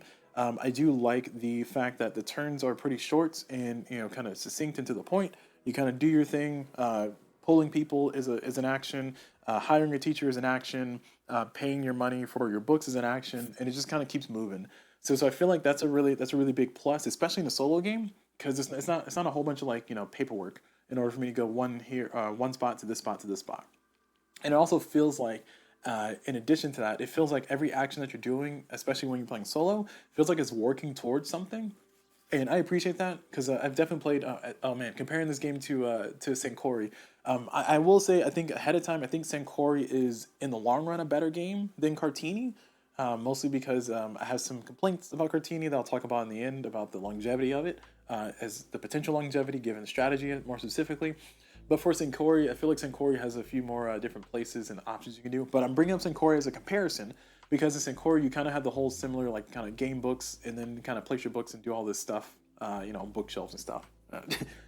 Books and bookshelves, that's why it's related. They're the same game, right? But I'm bringing up that game because I feel like in Sankori, I feel like I'm pulling levers and nothing's happening. Whereas in this game, I feel like I'm pulling levers and something's happening. So I appreciate that greatly for this game, especially compared to Sankori directly. And I feel, is it Sankori or Sankor? No, Sankori. Yeah, I've been pronouncing Sankori because there's like an accent mark over the E. Anyway, that's not the point. Talk about it in the comments. I've been pronouncing things wrong this whole video, so we already established why. But I think that's a good thing for this game because it helps the game flow. It helps the game make sense. The actions that you're doing are somewhat explained, mostly explained, kind of explained by what ultimate goal you're trying to achieve from a story perspective, from a theme perspective. They're matched up enough. I say that because one of my cons is going to be the theme is not really bleeding through the game as much as I wanted to, but we'll talk about that in the cons. Continuing with the pros, I do like this whole kind of chaining action thing where the politicians give you more students to kind of look at and have options to kind of utilize. The patrons give you a lot of resources that help you just kind of continue through the game. The fighters open up more schools and they can give you like a random assortment of resources. And the teachers, they're going to be important for you. They're going to be your backbone to try to get your students educated appropriately. And then on top of that, the combination of that plus the heroes give you that, X factor, give you that superpower to kind of change things up, take advantage of the fact that you can get books for $1 a piece, take advantage of the fact that you can get extra victory points for getting politicians or focusing on certain strategies. And then you also have that kind of that crisis that comes up when you have like 3 heroes already that have been doing a great thing for you engine wise, but then you want to have a 4th hero. And now you got to figure out, okay, which of my lovely heroes am I going to have retire? And that situation, that dilemma cannot feel great, and it can kind of leave you perilous, and that feels good. It gives you that tension that this game, I think, needs to kind of, especially solo, to kind of keep things moving forward and going. And speaking of tension solo, I think that From Darkness to Light track works solo. I think it's fair with what it's doing. Sometimes it feels like it becomes irrelevant when you have enough resources, and it's like, oh, the event says lose one reputation. Okay, cool. I'm about to gain that reputation back. So it feels like not really there, kind of paper there. So that helps out with the difficulty of the game, I suppose. But ultimately, though, I think the From Darkness to Light track is a thing that I would not play without, because I don't see why you would play without it. I think the game becomes very boring and dry without it. So I think it's a bonus to have this, and the fact that it's optional means that you can kind of scale it. Maybe you're playing with a group, or you're playing with some students because you're trying to teach the history of Indonesia in this particular time period with Kartini and all the writings that she did and stuff. Because my understanding is that she was an author. Please don't quote me on that. Please don't quote me on that. But the history is here. You might want to go with maybe a lighter version of the game, and you can do that by having no cube, no pressure to finish all your milestones. Just kind of play the game, cycle through the students, maybe talk about some lesson plan as you go along, some more education for everybody as you go. Flipping events. It talks about progressive policies, and you can do like a lesson plan on that. This game seems like it has it was designed in a way for being educational, and I appreciate that. So I think that if I'm comparing this game for like education purposes versus something like Freedom, which is another game that was kind of designed with education in mind, or Votes for Women, which is another example that comes to mind that I have on my shelf. I haven't played Votes for Women, but I played Freedom. I will say that I think that this game does a reasonable job with kind of taking the material and making it like a teachable thing, especially with titles and things that are happening. It's kind of in the middle point. I kind of have mixed feelings about it, because I don't feel that this game does enough with the theme. So actually, let me just go ahead and go into my negatives. So positives, I talked about those things already. The flow of the game, the engine building that you're doing, the kind of growth that you have throughout the course of the game feels good, and it feels reasonable and fair as the things get more challenging. The marker moves up based on the event cards, and you kind of have to balance that. Do I continue putting students out, and do I continue graduating people, or do I just go and try to get to the end of the game because I feel like my score is gonna be high enough? So I feel like those are cool dilemmas, and those are cool mixes of things as the game goes along. So that's all fine. Now, going back into the negatives to talk about the things that I don't like about this game, I feel that the biggest negative for this game, actually two big negatives. One wasn't a negative beforehand, but now that I've had to do this video 4 different times, it is now a negative. That negative I was referring to was the fact that the rules are kind of a mess. I don't want to say that the rules are incomplete. I just want to say that the rules are kind of not written in a way that conveys the appropriate message. I'm trying to find the most like nice and like political way to approach this, but it was very frustrating learning this game from the rulebook, because I felt like I had a good understanding, a good grasp of how the game flowed based on the rulebook, and then I went to the forums to kind of check some things. First of all, the forums are not super active. The designers of the game, they are available in the forums, and they have been responding directly, so I do give them kudos for that, keeping it active, especially for a game like Kartini that maybe didn't get as much buzz as I really hoped it did, or really wanted it to personally, especially compared to something like Votes for Women or Freedom. Those are 2 other games I use as an example for kind of this area of like game that could be used in a classroom type situation. But for a game like that, I had to go to the forums and saw that the questions that people were asking in the forums I thought were obvious, and then the answers were not the answers I thought they would be for the official call. So one thing in particular is, like I mentioned before, about the do it marker.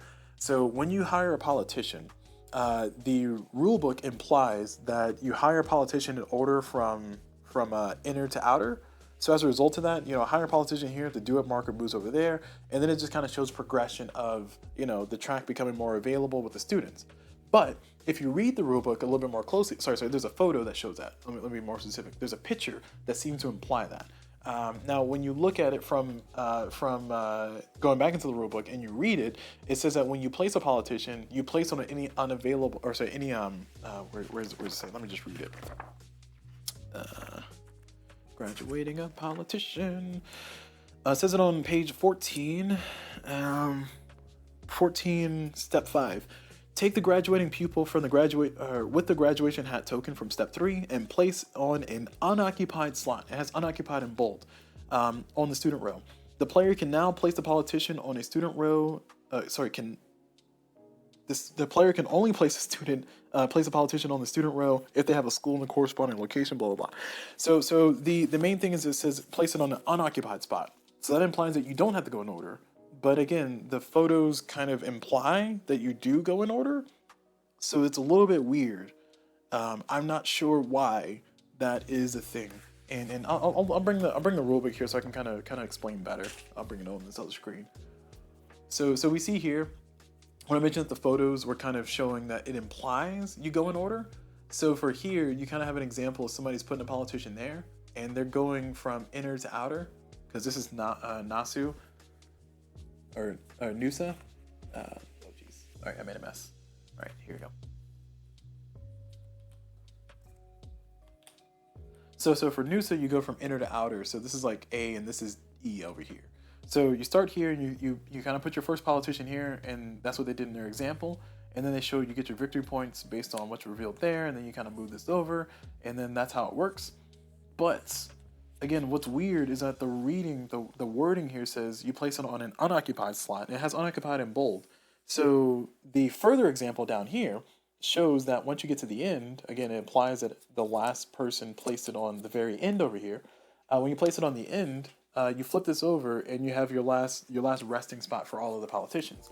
So it's a little bit weird because the picture implies that you go from C to D to E, you progress alphabetically, which if that's the case, then sure. But the text reads that you can kind of place wherever. So I was a little bit confused on that. So I'm pointing that out because I think that that's one of the issues, the reoccurring themes that seems to show up in the rulebook, is that there are some inconsistencies here with the rulebook, with the rules in the rulebook, maybe as intended versus as written. And then also another one that's more egregious than anything else is on page 8. The fact that I know the page is mostly because I looked at the comment recently. But on page 8 here, this photo demo is wrong. So what I mean by that is that it shows here people have politicians. They have a politician here, politician there, politician there. This is the example I was explaining earlier in the rules teach. And it shows that if you are trying to register the student, you got to pay 0, 2, 1, 0, 1, implying that you're the purple player in this case. This is wrong. And the designers have said in the forum, because somebody asked about it, says, oh, the photo there on page 8 is wrong. And that sucks because my first playthrough, I played it with the with the idea that you progress from inner to outer. So you have to get this politician before you get that politician before you get that politician. So I was moving the marker along, and then I said, "Oh man, I did it wrong. Shoot!" I thought because I looked here in the rulebook, it says clearly you're supposed to keep it there in the same spot. So I did another playthrough where I kept in the same spot, and it did change up the game a little bit, not too much, but it changed up a little bit, made it a little bit more challenging because it just always had that 2-cost student who always happened to be the student I needed, of course, because of course it was.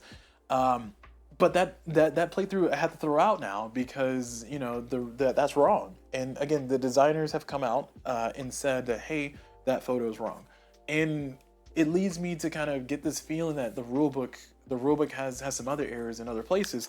I don't know if that's true, but that means that my learning of the game from the rulebook only is flawed, not because of anything I've done, but because of the rulebook just not being consistent. So again, this originally wasn't a negative because I thought I had a reasonable understanding of how the game worked. I get it. I mess up rules. I've done it before a number of times on videos. I messed up rules on even a game like Rolling Heights. I messed up rule pretty critically in that game, but that video is still up.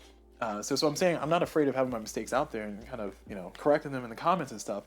But I will say that that's frustrating when the rulebook has an error like that big, to where the photo itself is explained correctly from the photo's perspective, but it's not explained correctly from the rules perspective. So then the question becomes, what are the rules? What are the rules to your game? Please explain. So it ends up being a huge negative overall. Again, it started a little bit more as a minor one. It's like it's a little annoying. You got a typo here. You got this line is incorrect, or this line is part of the old rules. Sure, I get it. It happens. But that kind of issue with that, and the other issue with like the ambiguousness that exists with some of the things, that ends up being very frustrating, and it ends up hindering the learning experience. And it just makes it to where maybe a 2.0 rulebook will solve the entire problem, but you have to dig through the forums, and not everybody's going to do that. Some people are just going to go watch a video, and if the person who's playing the video or who's teaching them in the video teaches them wrong, they're just going to play it wrong forever. And I feel like that problem has been solved, kind of, because there are playthroughs where the designers did a playthrough on Tabletop Simulator, like way in the past. I think they did it with like a very early version of the game, because this is when I was like hyped about the game, researching it and trying to find videos about it, and I couldn't find much. They did a playthrough like way in the early times of the game, so the game was very different. And they also did one closer to the end of the Kickstarter, or closer to like delivery time, with more of a finalized version of the game that looks more like this, what we have on the table. And I'm not gonna watch a playthrough. I mean, I should sit down and watch the playthrough so I can learn how to play the game from the people who designed the game and explain the game. But when I don't know how the game works, and I'm also getting into like trying to get into the flow of like, all right, I need to play the game, so I can like understand what's going on. I'll learn it from the rulebook and move forward from there. Sometimes I don't have the time to sit down and watch the playthrough because the playthrough is just as long as my playthrough, which ended up being about 2.5 hours, roughly, actually two hours and 20 minutes or something like that. I don't remember exact time, but it just ends up being an extra task, and I just kind of want the rulebook to like tell me the rules. If the rulebook can just tell me the rules, that'll be fun. So what I'm saying is that this can lead to a very bad experience for a lot of people. So I really hope that maybe there's going to be a second edition of the rulebook, or maybe a second edition of the game that fixes all those things. Because I have a good feeling about what's here, but I also have another issue that I'll talk about, my second negative and my last negative, which is I don't think this game does anything with the theme. I think somebody else pointed it out in their written review on Board Game Geek. I forgot the exact person, so I can't give them the credit. So my apologies ahead of time. Actually, let me go look it up. But they basically said that, they don't feel that Kartini does anything with the theme, and I think they compared it to John Company. And ever since they said it, I can't unhear it. I can't unhear it. I can't unsee it. And this is one of the criticisms that I have of the game. Like, this is one of the issues that I have with the game, Core Discovery, because Core Discovery mechanically, I love that game. Like, I enjoy the game greatly. Actually, I'm probably gonna do a playthrough of that game here soon, because I forgot I had that game, and then I got reminded, and now I'm gonna go do another playthrough of Core Discovery. But I like the game, but it doesn't do anything with the history of talking about, the Age of Well, what was it? What am I talking about? Final Frontier? No, it's not right. The Next Frontier. What was it called when you went out west? Western Frontier. Frontierism. Lewis and Clark basically going and exploring, the next frontier. There you go, the next frontier. That's what I meant to say. I think that's what it's called. But they were going out to explore West, and it follows the Core Discovery, or sorry, it follows the Manifest Destiny, comic book series, which talks about basically the Weird West. Like, what if Lewis and Clark found like a bunch of like cryptids and different like horror things and stuff, and they had to go face that and fight it with the native people, and like, just do things that they would do in Lewis Clark way. Like, Clark had a secret journal that he wrote things in. And it's really cool. It's a really cool comic. I forget the name of the comic studio, but Off the Page Games is the studio that made the game. They work with the comic book writers to make that. I'm explaining all this to say that they don't do anything with the material from the board game perspective. From the comic book perspective, they handle the material, I think, in a respectful way. They basically talk about the horrors of things like people coming out west and colonizing, the impact that it has on the people. They even have a whole situation where genocide happens. Not saying that I'm celebrating genocide or anything, but it's a part of what happened. That is what happened. And in the comic books and Manifest Destiny, they basically make you reckon with it. But in the board game, for Core Discovery, it doesn't do anything with the themes. It just says, hey, here's a cool paint job. And it's like, all right, that's fine. I mean, the game is really fun. I like the game a lot. Again, don't get me wrong. But I feel like I'm very frustrated with that game because it doesn't do anything. And I talked about this in my own review video for Core Discovery way back when. This game, I think, does a similar thing. And it's really frustrating because when the person who posted this, which was Talking Shell Space. Talking Shell Space on Board Game Geek. Go check out their writing about it. But they basically said it's only been a few years ago that John Company's second edition ignited my interest in history-based games. And I'm just going to read that part. Go ahead and read the rest of it. I think it's a really great write-up. And yeah, John Company was one of the, well, wasn't the game, but was definitely a game that contributed to me wanting to learn more about history and stuff, for sure. But John Company takes the history of what it's talking about, which is the East Indian Trade Company, John Company itself, and talks about colonizing, talks about how the people who had all the money that were funding John Company, running John Company, basically embezzled the crap out of it. A lot of family preferences, a lot of skullduggery, if you will, and it puts you as a player into the shoes of the bad guys, and it shows you like, hey, this is what was motivating the families, and it makes you, it doesn't tell you to have a conversation about it. It gives you the levers to pull that simulate the things that you were doing, like colonizing, sending armies to like try to crush uprisings in India, getting mad because India pushed out your governorship, and now you got to spend more money for some other stuff, some more army, and send more military to try to fight them, and then you lose, and then you feel bad, but then you go fight back again. It basically simulates the whole entire thing. And at the end of the game, you say, man, did we really just basically wreck India? And the answer is yes, you did. You filthy colonizers. But also, it just makes you reckon with what's happening based on the mechanics. The mechanics explain the game. A better example of the mechanics explained in the game would be a hegemony, And again, I'm spending a lot of time on this because this is something I think about a lot, especially when games have themes that I'm attracted to, like this one. The history's here, the write-up is here, the homework has been done. I just wish there was a little bit more done with the theme, and I'll get back to summarizing and talking about this game here shortly. I promise. I'll finish my rant. Going back into Hegemony, Hegemony is another example of a game that basically takes the theme and the theme explains the game. So Hegemony doesn't really, I mean, I guess it's the United States and countries like that, or just running a country, sure. But Hegemony's theme of what you're doing when you play as the middle class, because you play 4 different classes. You play as the middle class, or you play as the capitalist class, or you play as the state, or you play as the working class. Your role makes sense. Like the working class works for the capitalist, and the capitalist has to pay the working class, but the capitalist wants to try to lower wages, so they're trying to get the state to help them lower or they're trying to work with the middle class, who also have their own businesses, to help them lower the tax rate. But also, if the tax rate is lowered too much, then the state doesn't get money back. So the state's trying to work with whoever to try to make them happy. And then the middle class wants kind of both the working class benefits and the capitalist benefits. So they're kind of stuck in the middle. Meanwhile, the working class is like, hey, we just want healthcare and education. There's this tug of war that's explained very well based on how people's perception of society works and the reality of how society works, how a functioning society works. And the mechanics explain what you're doing. So when you do an action as a capitalist, it makes sense politically, it makes sense realistically, it makes sense in reality, and it helps make the game easier to teach. It doesn't make the game easy to teach because Hegemony is not a complicated game. There's just a few levers and it's a little bit more steps. I mean, sorry, it's not a review about Hegemony. Sorry, I'm getting sidetracked. What I'm trying to say is that the mechanics, the theme the theme helps explain the mechanics. And in John Company, the theme and the story of what's happening helps explain the mechanics. I would go so far as to say in Votes for Women, which is another comparable game to this. In Votes for Women, the theme helps explain the mechanics of the game, as far as what you're doing, trying to get trying to advocate and get the advocates, not the advocates, what's what I'm looking for, trying to get the parties to agree to your side and vote on your side. Oh my gosh, there's a word, canvassing? I don't know.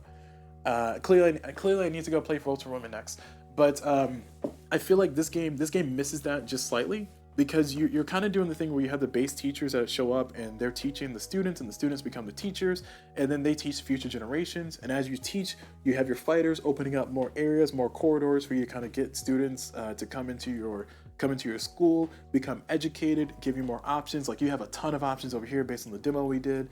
The politicians are opening up the amount of people that you have, because they're trying to democratize education. You have the patrons who are helping fund everything and being the philanthropists that are needed, and then you have the I missed one. What did I miss? No, that's it. I said teachers, politicians, fighters. Yeah. So I have everybody kind of playing their part to help push along the progress of all these girls getting educated, becoming women who are actually leading, and being able to help change things for the better. And then you have the From Darkness to Light track is kind of moving along, and it's causing a few issues here and there. The challenges, the milestones, they're pretty mild. They're not too much to overcome. And the events, sometimes the events are not well timed, as in you can get something that just kind of wrecks your plan.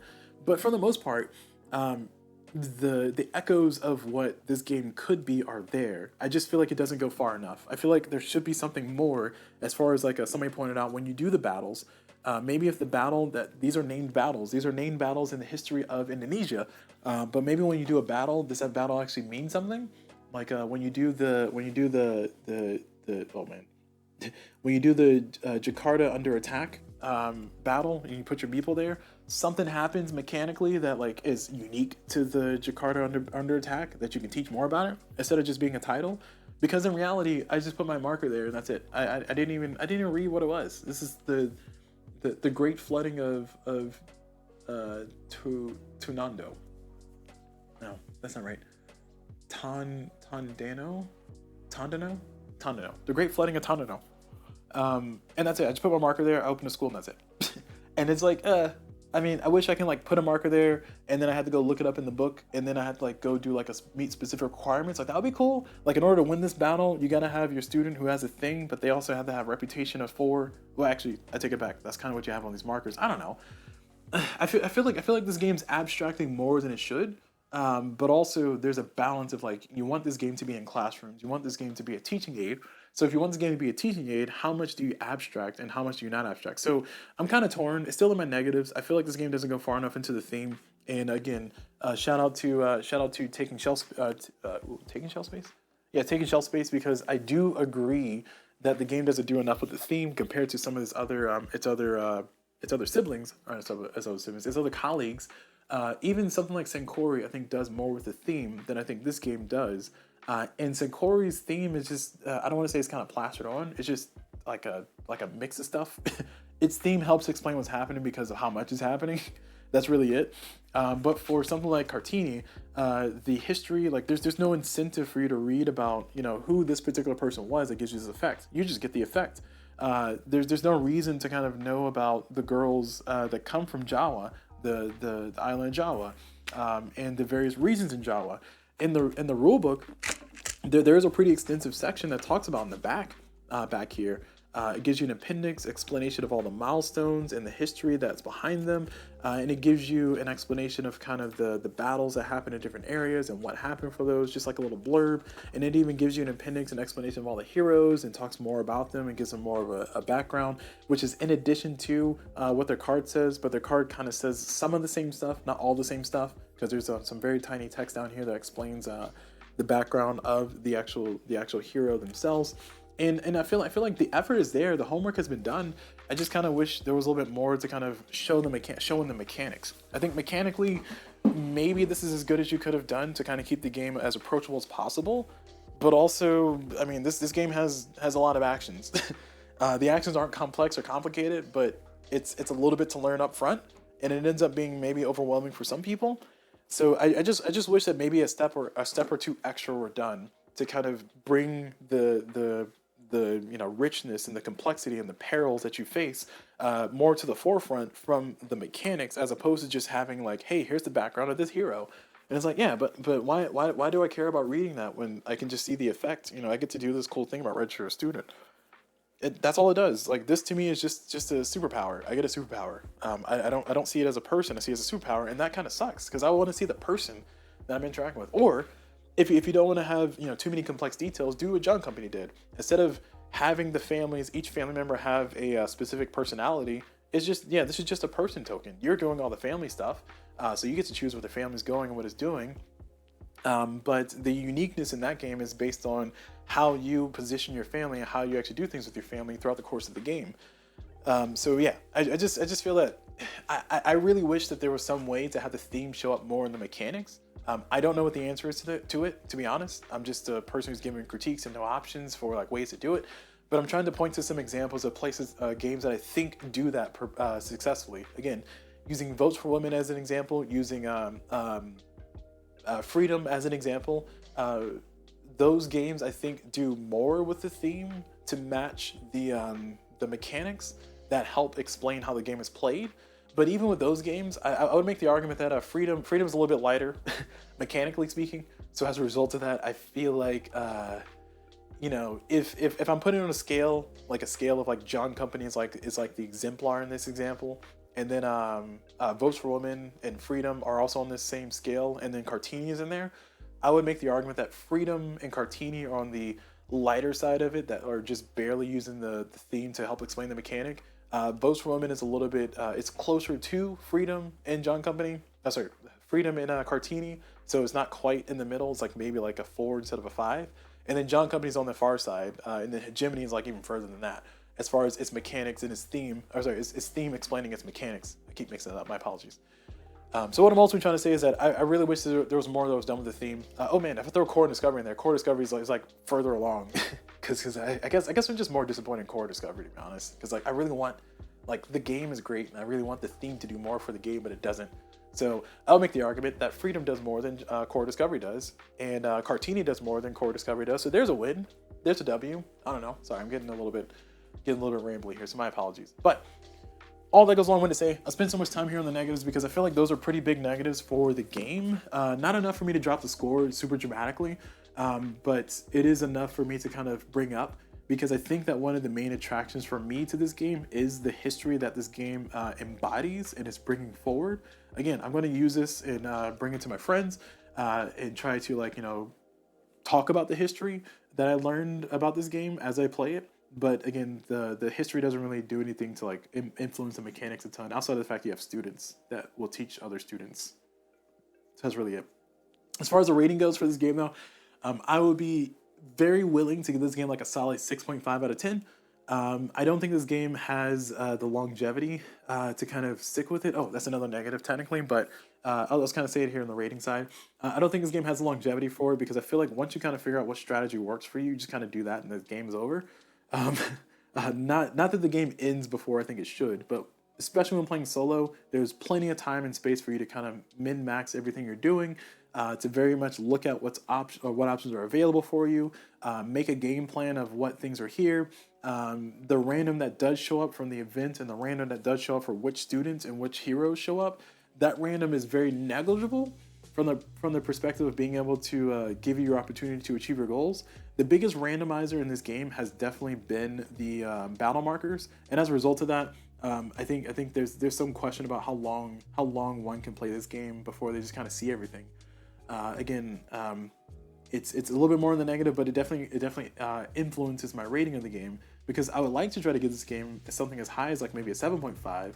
But I feel like after playing it so many times, maybe it's just fatiguing me playing it so many times, but after playing it so many times solo specifically, I feel like I've kind of seen everything that this game ends up being able to offer. I kind of seen the paths of like going for the patron strat is pretty strong. Going for the politician strat is situational, but it can be very strong. Going for the fighter strat is very unstable because you don't know what resources you're going to get back. But it all boils down to you really need to go for one of these three strategies of either, a few fighters to get you some schools, some places, and then pour yourself into the Patreon because it's guaranteed resources, or pour yourself into the politicians if the markers are going to be lining up in a way that's going to help you move forward. The heroes are a little bit too random for you to kind of rely on too much. They are pretty strong, and what you have, you try to work with. And again, the fighter markers are very random as far as what they give you. Sometimes you need books, they give you money. Sometimes you need money, they give you points. And it's like, come on. You gave me the thing I didn't need. Why? Why you do this to me? So I think all those things combined, though, I think it makes the game pretty reasonable to still play. Even if you do kind of get a little bit long in the tooth on the game, I still do think it's a reasonable play. I don't like how much space it takes up on the table, but that's just a personal thing. Honestly, I think you could fix that by just maybe condensing the cards or stacking them or something. I don't know. There are ways you can solve problems. I'm not going to include that in the negative, but all these things kind of add up to this game being a 6.5 out of 10 for me personally. It is definitely a game that I'm going to, like I said, introduce to my friend group. It's definitely a game I'm going to try to play with one of my friends who specifically is interested in this kind of history.